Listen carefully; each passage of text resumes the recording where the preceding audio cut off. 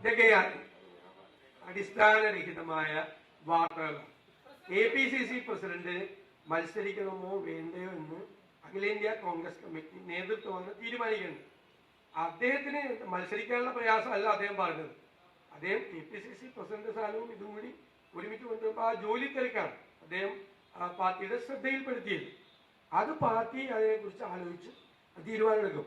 അദ്ദേഹത്തിന്റെ അഭിപ്രായമാണ് അതിൻ്റെ അകത്ത് മുഖ്യം. അദ്ദേഹവുമായിട്ട് സംസാരിച്ച് അദ്ദേഹവുമായിട്ട് കൂടിയാലോചിച്ചു. പിന്നെ പാർട്ടി പറയുന്ന ഏത് കാര്യങ്ങളും ചെയ്യുമെന്ന് അദ്ദേഹം ഇതിനു മുമ്പേ വളരെ വ്യക്തമാക്കിയിട്ടുണ്ട്. അതൊക്കെ പാർട്ടി നേതൃത്വം തീരുമാനിക്കേണ്ട കാര്യമാണ്. ഞങ്ങൾ രണ്ടുപേരും കൂടി ഇവിടെ വന്നിരുന്ന് മാധ്യമപ്രവർത്തകരുമായി ചർച്ച ചെയ്ത് തീരുമാനമെടുക്കേണ്ട കാര്യങ്ങളല്ലല്ലോ. നിങ്ങളൊക്കെയായിട്ടുള്ള പ്രശ്നം എന്താണെന്നറിയാം, നിങ്ങൾക്ക് ആ മുഖാമുഖത്തിനൊക്കെ അടിച്ചു പുറത്തിറക്കി നിങ്ങളെല്ലാവരും. നിങ്ങൾക്ക് ഒരു കുഴപ്പമില്ല. 50 മിനിറ്റ് മുഖ്യമന്ത്രി വന്ന് പത്രസമ്മേളനം നടത്തി, 8 മിനിറ്റ് കൈലിക്കാരെ കൊണ്ടും ദേശാഭിമാനി കൊണ്ടും മാറി മാറി ചോദ്യം ചോദിപ്പിച്ച് നിങ്ങൾ ഉണ്ടെങ്കിൽ എന്നോട് ക്ഷമിക്കണം. ബാക്കി 2 മിനിറ്റ് നിങ്ങൾക്ക് ആർക്കെങ്കിലും ഭാഗ്യം ഉണ്ടെങ്കിൽ ഒരു ചോദ്യം ചോദിക്കാൻ പറ്റി. അത് പൂർത്തിയാക്കുന്നതിന് മുമ്പ് സമയമായി നാളെ കാണാമെന്ന് പറഞ്ഞ മുഖ്യമന്ത്രി എണീറ്റ് പോകുമ്പോൾ നിങ്ങൾക്ക് ഒരു വിഷമമില്ല. ഈ സാധാരണക്കാരായ ഞങ്ങൾ വന്ന് നിങ്ങളുടെ എല്ലാ ചോദ്യങ്ങൾക്കും മറുപടി നിങ്ങൾ പറയുമ്പോൾ നിങ്ങൾ ബാക്കിയുള്ള നമ്മുടെ സംഘടനാപരമായ കാര്യങ്ങൾ കൂടി ഇവിടെ നിങ്ങളുമായിട്ട് ചർച്ച ചെയ്ത് തീരുമാനിക്കണം എന്നുള്ള ലെവലിലേക്ക് അത് കൊണ്ടുപോയി. അല്ലല്ല, അതാണ് എന്റെ ഉത്തരവാണത്. അല്ലല്ല, സനകന് ചോദിക്കാം. അല്ല, സനകൻ ആഗ്രഹിക്കുന്ന ഉത്തരം VD സതീശൻ പറയണമെന്ന് പറയരുത്, നിർബന്ധിക്കരുത്. ചോദിച്ച് നമ്മൾ പറഞ്ഞല്ലോ, മറുപടിയാണ്, എന്റെ മറുപടിയാണിത്. അത് മാധ്യമപ്രവർത്തകരും കോൺഗ്രസ് നേതാക്കന്മാരും കൂടി ഇരുന്ന് ഈ DCC ഓഫീസിലെ ഹാളിൽ തീരുമാനിക്കേണ്ട കാര്യമല്ല എന്നാണ് എന്റെ മറുപടി.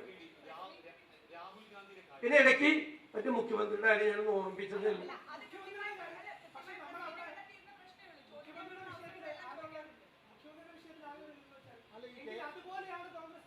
അല്ലാന്നല്ലേ പറഞ്ഞത്.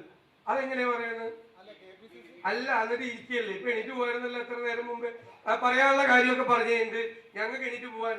ഞങ്ങൾ ഇവിടെ ഇരിക്കുന്നത് നിങ്ങളുടെ ചോദ്യം കേട്ട് അതിന്റെ ഉത്തരം പറഞ്ഞ് നിങ്ങളുമായിട്ടൊരു സൗഹൃദ സംഭാഷണം നടത്തി സ്നേഹപൂർവ്വമായി പറഞ്ഞ് ഹലോ എന്നൊക്കെ പറഞ്ഞ് നിങ്ങളെയൊക്കെ കണ്ട് സ്നേഹത്തിൽ പോവല്ലേ. അതല്ല ചോദ്യം, അതല്ല ചോദിച്ചത്. ആ ചോദ്യത്തിനാണെങ്കിൽ അതിന് കൃത്യമായ മറുപടി അപ്പൊ പറഞ്ഞു. അവസാനം ചോദിച്ചൊരു ചോദ്യമുണ്ട്, പിന്നെ ഒരു കുസൃതി ചോദ്യമുണ്ട്. ആ ചോദ്യത്തിന് ഞാൻ പറഞ്ഞത് ഇവിടെ തീരുമാനിക്കേണ്ട. ഇവിടെ ഇരുന്ന് അല്ല, ഞാൻ ചോദിക്കട്ടെ, ഇവിടെ ഇരുന്ന് നമ്മൾ തമ്മിൽ ചർച്ച ചെയ്തിട്ട് KPCC പ്രസിഡന്റിനായിട്ട് തീരുമാനിക്കാൻ പറ്റുമോ? ഞാൻ പറഞ്ഞ കറക്റ്റ് മറുപടിയല്ലേ, അങ്ങനെ ചർച്ച ചെയ്യാൻ പറ്റുമോ? നിങ്ങൾ ഞങ്ങളോട് ആയതുകൊണ്ടല്ലേ ഇങ്ങനെയൊക്കെ ചോദിക്കുന്നു.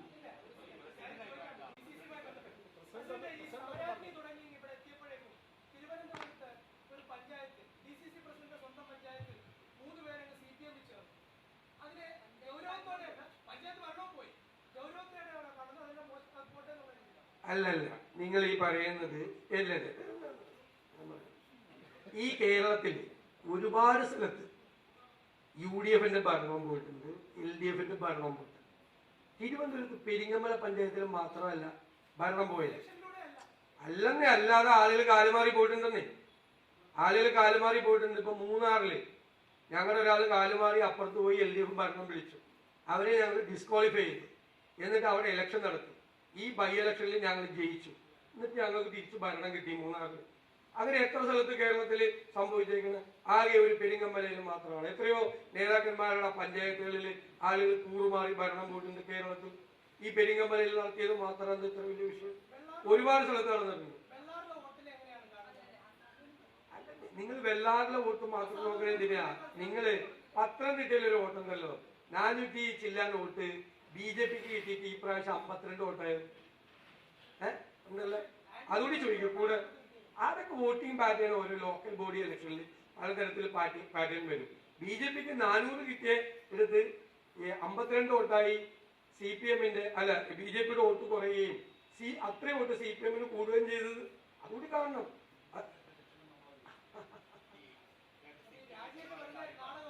അല്ല, നിങ്ങൾ എന്തിനാ അതിലേക്കൊക്കെ പോകുന്നത്? അതൊക്കെ ഞങ്ങളുടെ ഇന്നർ പാർട്ടി ആയിട്ടുള്ള പാർട്ടിക്കകത്തുള്ള കാര്യങ്ങളാണ്. നിങ്ങൾ പാർട്ടിക്കകത്തുള്ള കാര്യങ്ങളാണ്. അല്ല, അത് സംബന്ധിച്ച ചില റിപ്പോർട്ടുകളൊക്കെ തെറ്റായ ചില റിപ്പോർട്ടുകളൊക്കെ ധാരാളമായി വന്നിട്ടുണ്ട്. പിന്നെ മാധ്യമ പ്രവർത്തകർക്ക് ഏത് തരത്തിലും വാർത്ത കൊടുക്കാനുള്ള അവകാശമുണ്ട്. ആ അവകാശത്തിൽ നിന്ന് ഞങ്ങൾ ചോദ്യം ചെയ്യുന്നില്ല. പിന്നെ രാഷ്ട്രീയ നേതാക്കന്മാരെ സജീവമായി 24 മണിക്കൂറും പ്രവർത്തിക്കുന്ന രാഷ്ട്രീയ നേതാക്കന്മാരെ പറ്റുമെങ്കിൽ അപമാനിക്കാതിരിക്കുക, സഹായിച്ചില്ലെങ്കിൽ. അതാണ് ഏറ്റവും നല്ല കാര്യം.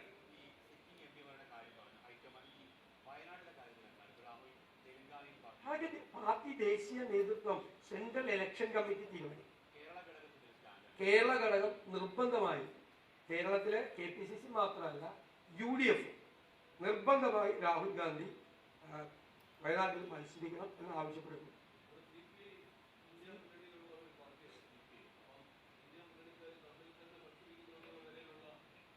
ഇന്ത്യ മുന്നണി ഇപ്പൊ കോൺഗ്രസിന്റെ കൂടെ അല്ലല്ലോ കേരളത്തിൽ നിൽക്കുന്നത്, അല്ലല്ലോ.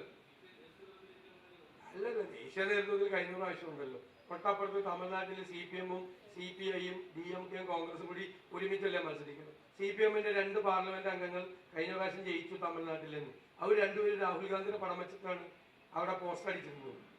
അതുകൊണ്ട് കേരളത്തിൽ ഇവിടെയുള്ള 2 CPM സ്ഥാനാർത്ഥികൾ രാഹുൽ ഗാന്ധിയുടെ പോസ്റ്റർ വെച്ച്